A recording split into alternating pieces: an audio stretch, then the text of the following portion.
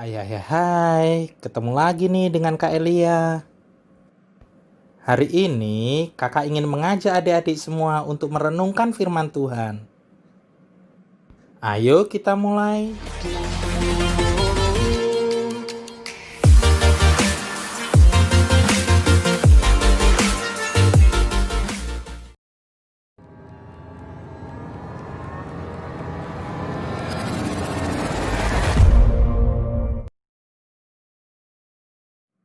Shalom adik-adik semuanya. Kita tetap merenungkan firman Tuhan ya, melalui gerakan cinta Alkitab ini. Adik-adik, firman Tuhan hari ini diambil dari Markus pasal 11 ayat 24. Kita baca bersama ya. Karena itu aku berkata kepadamu, apa saja yang kamu minta dan doakan, percayalah bahwa kamu telah menerimanya, maka hal itu akan diberikan kepadamu. Adik-adik, untuk memudahkan kita dalam merenungkan firman Tuhan ini, yuk dengarkan cerita dari kakak. Shalom adik-adik terkasih.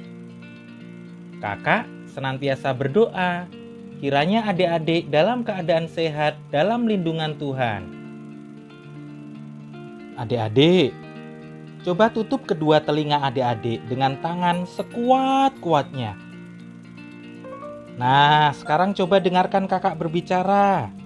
Apakah adik-adik dapat mendengarkan suara kakak dengan jelas? Ya, mungkin adik-adik masih dapat mendengar suara kakak, tetapi tidak jelas bukan? Nah, sekarang adik-adik boleh melepaskan tangan dari telinga adik-adik. Sekarang, apakah suara kakak bisa terdengar dengan jelas? Mana yang lebih terasa menyenangkan? Mendengar suara kakak saat telinga adik-adik ditutup, atau pada saat telinga adik-adik tidak ditutup? Pastinya waktu tidak ditutup ya. Nah, adik-adik, jika saat ini adik-adik dapat mendengar dan berbicara dengan jelas, tidak demikian dengan seorang yang ada dalam cerita Alkitab hari ini. Cerita ini kakak ambil dari Markus pasal 7 ayat 31 sampai 37. Dengarkan cerita kakak ya. Yesus baru saja menempuh perjalanan yang sangat jauh. Saat itu dia telah tiba di daerah Dekapolis. Adik-adik pernah bepergian ke tempat yang jauh. Pasti merasa capek ya dan ingin istirahat. Mungkin itu pula yang dirasakan Yesus dan murid-muridnya. Mereka beristirahat sejenak untuk melepaskan lelahnya. Tetapi baru saja sampai, orang banyak sudah mengikuti dia. Ya, memang banyak orang sudah mendengar mujizat-mujizat dan pengajaran-pengajaran Yesus.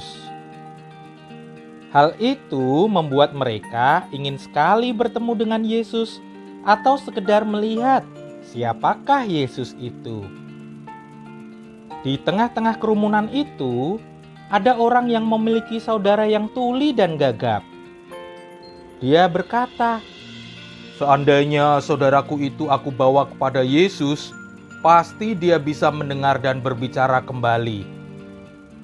Dan dengan segera adik-adik, orang itu menjemput saudaranya dan membawanya ke tempat Yesus berada.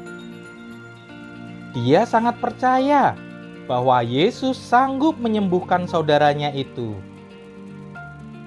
"Yesus, tolonglah saudaraku ini, dia tuli dan gagap. Jika engkau meletakkan tangan atasnya, pastilah dia sembuh," mohon orang itu. Yesus lalu memandang orang yang tuli dan gagap itu. Dituntunnya tangannya dan dibawanya ke tempat yang sepi, sehingga hanya tinggal mereka berdua saja. Yesus kemudian menyentuh bagian yang sakit dari orang itu. Kemudian Yesus berkata, "Efata," yang artinya terbukalah. Seketika semua penyakitnya hilang. Yesus menyatakan kasih dan perhatian yang amat besar melalui sentuhannya. Dan orang itu pun sembuh. Dia dapat mendengar dan berbicara dengan jelas lagi. Adik-adik, Yesus tidak hanya mengerti kebutuhan orang yang tuli dan gagap itu. Dia juga sangat mengerti kebutuhan adik-adik.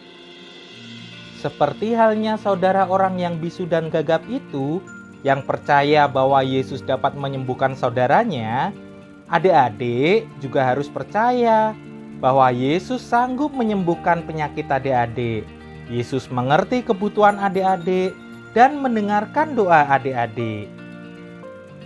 Terus percaya kepadanya ya. Haleluya. Adik-adik, kita berdoa ya. Tuhan Yesus, ajarlah aku untuk selalu mempercayaimu dan mengandalkanmu dalam setiap hidupku. Dalam nama Tuhan Yesus aku berdoa. Amin.